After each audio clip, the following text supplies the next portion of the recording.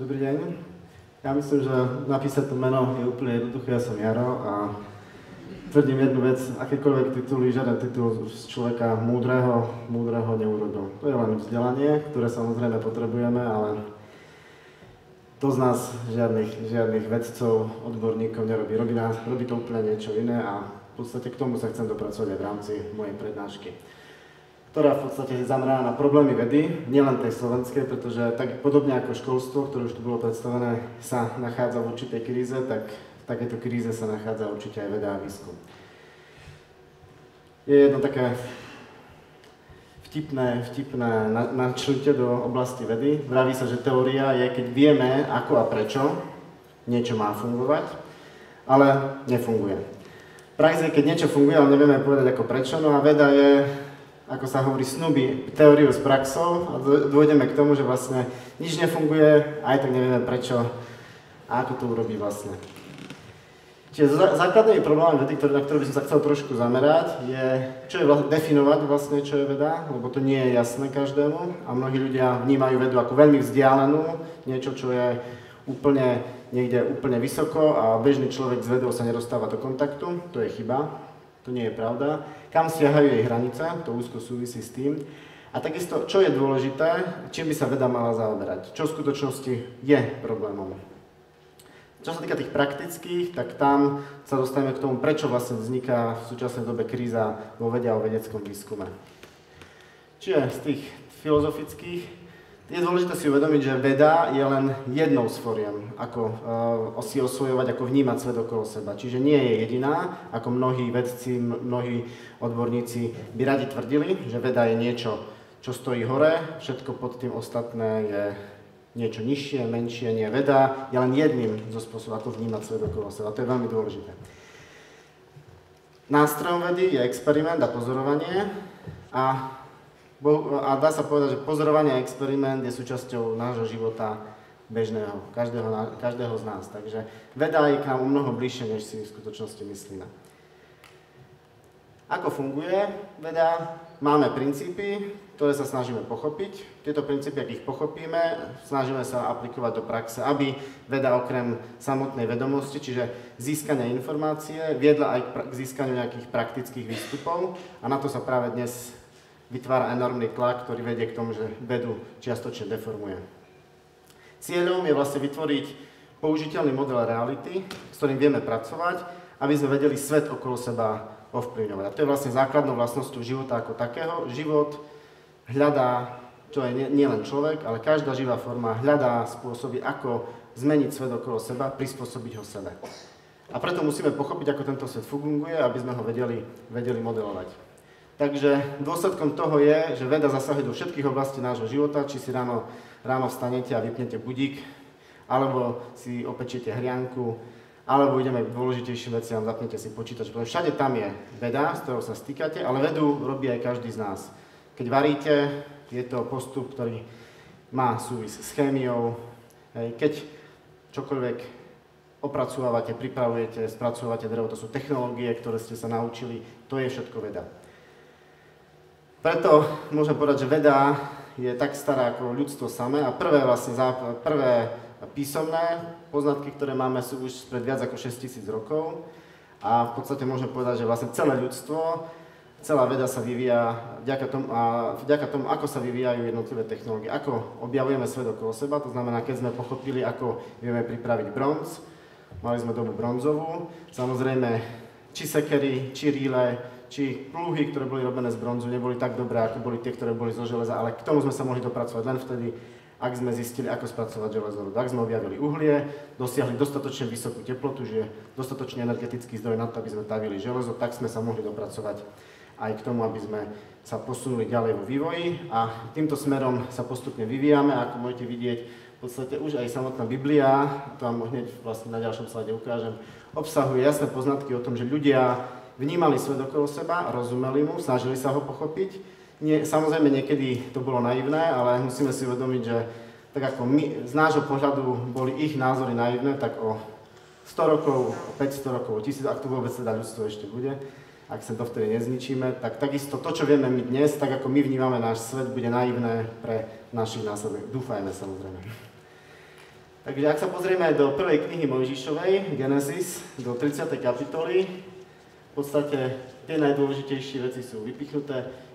Tu môžeme vidieť, že Jákob vedel, ako sa zvieratá množia, vedel, ako stáda medzi sebou krížiť a využil túto znalosť na to, aby pán, u ktorého slúžil, u Lábana, aby ho svoju odmenu vybral v tej forme, že bude ďalej sa starať o jeho stáda, ale dá mu možnosť odobrať si od stáda všetko, čo je strakaté.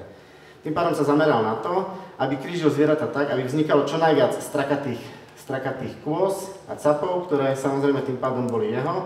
A jeho stádo rástlo, zatiaľ čo Labanové stádo slúžilo Jakobovi len ako zdroj chovných samcov a samíc, z ktorých on si postupne oddeloval svoje stádo a vďaka tomu môžno povedať, že využil technológiu, využil svoju znalosť na to, aby to, čo vidíte v 43. verši, tento muž nesmierne zbohatol, mal mnoho viec kôz, slúžok, sluhov, ťav a oslov. Využil svoje znalosti na to, aby ich obrátil do praxe a zbohatol na svojej znalosti. Čiže k tomu je dnes aj tlačená veda, aby zbohatla na týchto znalostiach, aby priniesla ľudstvu, aby priniesla celému spoločenstvu nejaký zisk. Samozrejme, v súčasnej dobe snaha tlačiť na zisk vedie k tomu, že dochádza aj k deformácii samotnej vedy a jej princípov. Takže tým pádom dochádza aj k tomu, že sa skresluje uhol zamerania vedy a výskumu, to znamená, snažíme sa investovať tam, kde očakávame zisk. To samozrejme neznamená, že zisk automaticky príde, to je len naša snaha, náš názor, že keď tam investujeme veľa peňazí, tak zisk z toho vzniknúť musí. Čož samozrejme nie je pravda, pretože nevieme dopredu zistiť, ktorý problém nám prinesie, alebo riešenie ktorého problému prinesie dostatočný zisk. Na čo sa pozeráte? Čo vidíte? Prosím? Bod. Guľka, bod. Je to najjednoduchší útvar, ktorý môžete pozerať. Jednoduchý bod. Pre niekoho môže znamenať tento bod zvýraznenie alebo znázornenie singularity. Pre niekoho to môže byť Boh. Pre niekoho, pre nejaké dieťa to môže byť lopta. Pre niekoho to môže byť diera v papieri. Čo je odpoveďou? Odpoveďou je presne to. Každý z vás videl niečo iné. Každý vníma za tým, čo vidíte, niečo iné. Čiže dôležité, čo vidíte, závisí od toho, kto sa pozerá, kto z vás a ako sa pozerá, akým spôsobom. To znamená, ja sa to nezmestil, čiže šírenie vlny v priestore pre fyzika, môže to byť značka roztoku pre chemika, pre dieťa to môže byť slnečník, na ktorý sa pozeráte z výšky, z vrchu, môže to byť koleso. Je to rovnaký presne ten istý princíp, kto pozná Malého princa od Antoine Saint-Exupéryho a klobúk a samozrejme versus slon v bruchu veľhada. Presne takto funguje aj veda. To, čo vidíte, neznamená, že to je to, čo tam v skutočnosti je. Je veľmi jednoduché, ak sa deje objavujú s vysokou frekvenciou. To znamená, ak vidíme niečo veľmi často, vieme to dobre pozorovať, určite to bude dôležité. Je toho veľa, musí to mať nejaký význam. To, čo vidíte, označené ako tzv. SP bunky, to sú bunky, ktoré majú potenciál byť nádorovými kmeňovými bunkami, čiže tieto sú tie zlé, ktoré spôsobia, že nádor vyrastie znova. To znamená, vyliečite nádor, napriek tomu ten nádor vznikne znova o pol roka, o rok, o 5 rokov, ten istý. Pretože stačí, že prežije jediná z týchto buniek vašu terapiu. Je jedno, či vyrežete 99% nádoru, či vyliečite pomocou chemoterapie na 99,9%, alebo ešte lepšie, a ešte lepšie, a ešte lepšie. Je to v podstate jedno. Kmeňové bunky a takisto kmeňové bunky nádorov môžu byť pokojne sa nachádzať v ktorejkoľvek populácii ako jedna z milióna, alebo jedna z 10 miliónov a dokonca s menšou frekvenciou. To znamená, je jedno, či sa vám podarí vyriešiť problém na 99,9%. Aj 0,1%, aj 0,001% stále môže predstavovať závažný problém. A vlastne tým pádom vzniká otázka, sú dôležité len tie veľké problémy, tie, do ktorých sa investujú peniaze, tie, ktoré sa riešia. Máme rakovinu, chceme ju liečiť, investujeme do terapie voči rakovine. Nie je možno rozumnejším riešením investovať do prevencie? Samozrejme, farmaceutické firmy potrebujú chorého pacienta, takého, ktorý berie lieky, pretože to je zisk. Takže prevencia nie je žiadaným artiklom pre farmaceutické firmy. Jedine, že by sa na ne dalo zarobiť. Tým pádom sa dostávame k praktickým problémom. Jedným z nich je tlak na výkon, ktorý sa v anglickej literatúre označuje ako publish or perish. To znamená, alebo publikuješ, to znamená, produkuješ veľa prác, veľa publikácií, alebo bohužiaľ zmizneš zo scény, nie si zaujímavý. V takomto prípade napríklad môžeme vidieť takýto vtip, ktorý sa snaží naznačiť klasické praktiky, ktoré vidíme vo vede, aby sa dosiahol stav, že publikujem, napíšeme toho na publikáciu, ten napíše nás, ten napíše tamtoho, vzniká vyslovene, dá sa povedať, klan, mafie, ktorý dosahuje vysoké výkony vďaka tomu, že vie jeden druhého napísať na publikáciu, tým pádom splňa základný predpoklad, publikujem, teda som. Nepublikujem, nie som. Dostávame sa tým pádom k tomu, že dnes veda a úspech vo vede je riešený pomocou scientometrických parametrov. To znamená, máte publikácie, čo je dôležitá je kvantita, občas, bohužiaľ na Slovensku veľmi nie je kvalita. Takisto citovanosť, teraz je otázkou, či celková citovanosť, či je to citovanosť meraná pomocou napríklad H-indexu, to znamená Hirschovho indexu, ktorá sleduje nielen produktivitu, ale aj dopad. To znamená, to, že vy píšete, neznamená, že to niekto číta. To znamená, to, že ja publikujem ako vedec, nemusí znamenať, že vôbec jediný človek si prečíta a vezme si z mojich nápadov niečo. To by malo zase na druhej strane odzrkadľovať tá citovanosť. Bohužiaľ, citovanosť, to je možno na jednu celú veľkú prednášku, je veľmi komplikovaná záležitosť a vlastne prebieha mnoho vedeckých správov o tom, ako správne merať citovanosť, ako správne merať vôbec scientometriu. Takisto grantová úspešnosť, tá je prepojená s publikačnou činnosťou, to znamená, nemáte publikácie, nemáte granty. Nemáte granty, nemôžete publikovať. To znamená, zase znova obrovský tlak na to, aby ste publikovali, pretože ak nepublikujete, nemáte granty. Ak nemáte granty, nemôžete publikovať. A takisto dá sa merať napríklad výchova dorastu, a to je parameter, ktorý už veľmi nezaujíma ľudí, ale tak ako podobne ako v školstve, to, že učiteľ učí, ešte neznamená, že niekoho niečo naučil. Takisto to, že my robíme vedu a nevychovávame dorast, tak neplníme základnú vec, to znamená, ak máte stádo kôz, kráv, ktoré nerozmnožujete, tak skôr či neskôr vám toto stádo zanikne. To isté platí o vedeckom výskume. Ak nevychovávate dorast, to znamená, ak nevzdelávate, tak je len otázkou času, kedy to, čo ste vy vedeli, sa stratí. Lebo ak to nepredáte nikomu ďalšiemu. Lenže napríklad tento parameter už nie je natoľko zaujímavý, ten sa už scientometricky veľmi nemerá. Čiže vzniká základný problém, vedecká hodnota objavu sa nedá určiť dopredu. Nie je možné určiť, aký prínos má ktorý pracovník vedecký, pretože niekedy sa môže stať, podobne ako vo Fordovom príbehu, ktorý možno poznáte, kde nechali si spraviť audit, ako pracujú pracovníci vo Fordových závodoch, a keď audit skončil, tak auditor hovorí, že všetko je veľmi dobré, dá sa to vylepšiť, ale máte tu jedného človeka. A pokaždé, keď som išiel okolo, tento človek mal nohy vyložené na stôl a nerobil nič. Toho by ste mali okamžite vyhodiť. A na tomu Ford povedal, viete, ten človek raz dostal jeden nápad a na to sme zarobili $10 miliónov. A myslím, že tie nohy mal vtedy presne tam, kde ich má teraz. Čiže naozaj to, že niekto pracuje, ešte neznamená, že produkuje.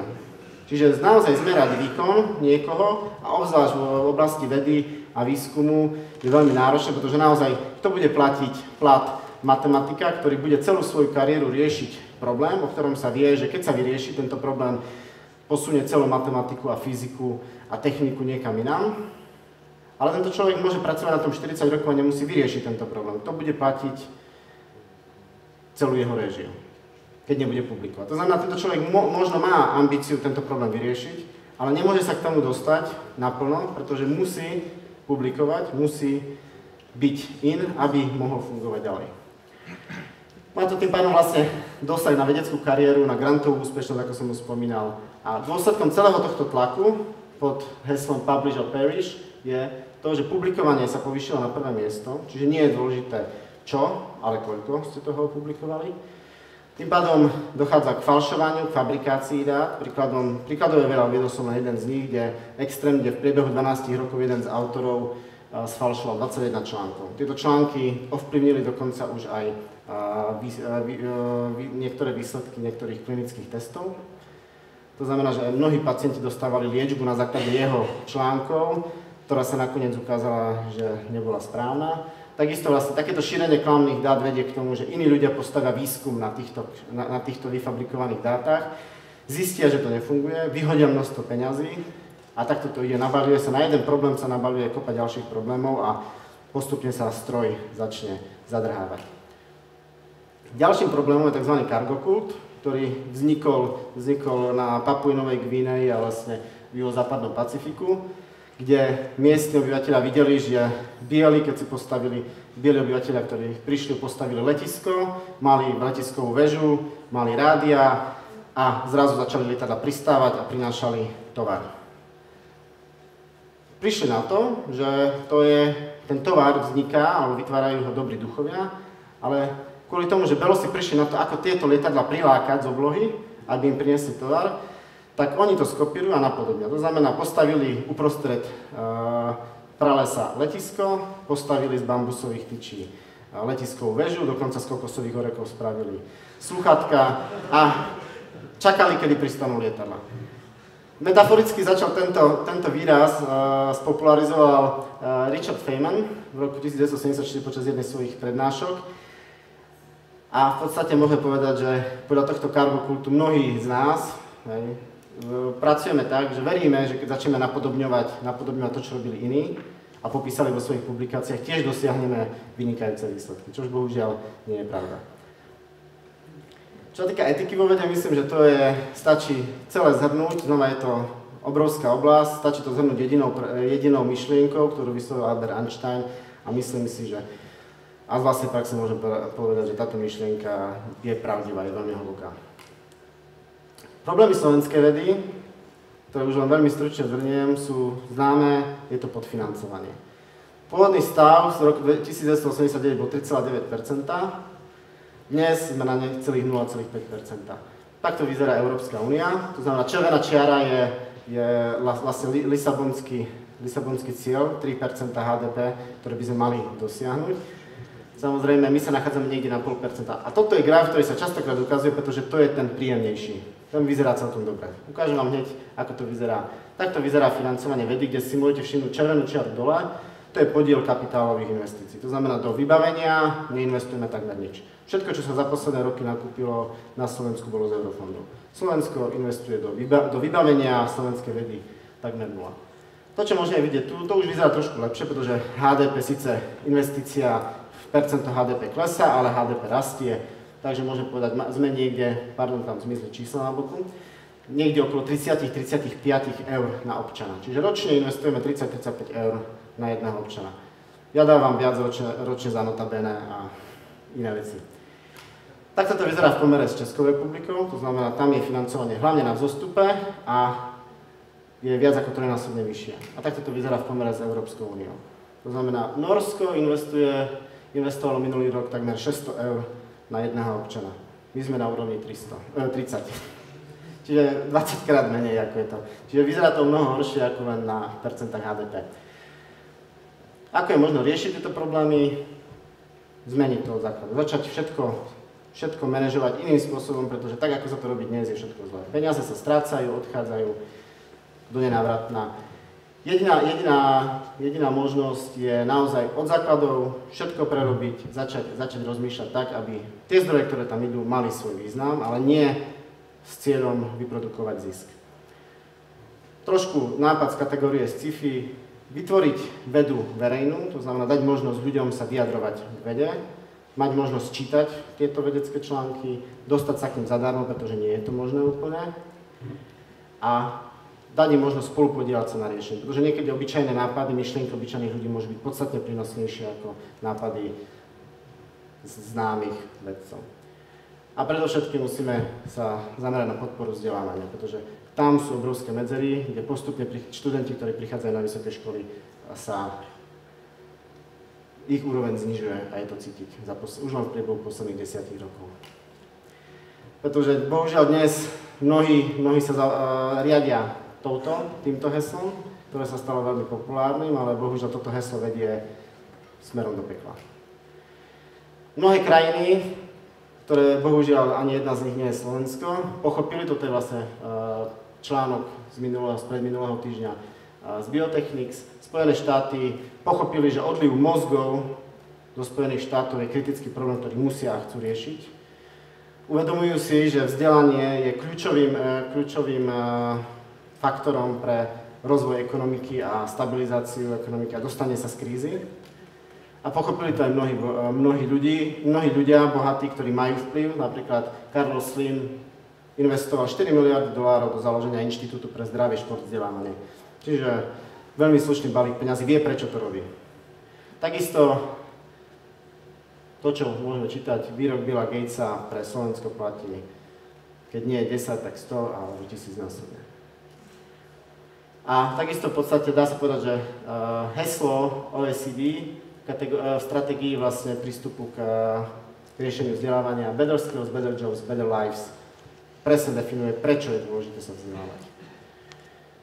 A ak máme pocit, že veda už niekam dosiahla, že niečo sme už niekde vytvorili, sme na nejakej úrovni a sme spokojní, tu nás môže trošku prebrať do reality hypotéza Červenej kráľovnej, ktorá teraz z rozprávky Alica z krajiny zázrakov, ktorá musela bežať, aby mohla ostať stáť na mieste. To znamená, aby my sme boli schopní prežiť, aby sme boli schopní udržať túto spoločnosť. Nemôžeme zastať. Nemôžeme stať a čakať, teraz je to v poriadku, máme sa dobre, viac už nepotrebujeme. Pretože evolúcia beží ďalej. Ak sme sa vymanili spod biologickej evolúcie, tá ekonomická evolúcia, tá evolúcia, ktorú sme si vytvorili my, nás vlastne dobieha. Dobre, už to nechám tak. Dobre, to nie je dobrý nápad. Takže možno ste sa stretli s jednou z takých tzv. Urban Legends, že šéf patentového úradu v roku 1900 vyhlásil, že nie je potrebné už nič objavovať, lebo všetko už objavené bolo. Nie je to pravda. Presne tento človek vyhlásil to, čo môžete si prečítať ďalej. Čiže presne opak toho, ako sa tvrdí. Čiže niektoré populárne tvrdenia nie sú pravdivé. A na záver môžem zakončiť tým, nikdy nehovor nikdy. Jedným z ľudí, ktorý tvrdil, že nie je možné lietať, bol Milton Wright a o 30 rokov na to jeho synovia dokázali presný opak. Takže mýlil sa na plnej čiare a mýlime sa určite aj my. Ďakujem vám za pozornosť. Vlastne budem končiť touto myšlienkou.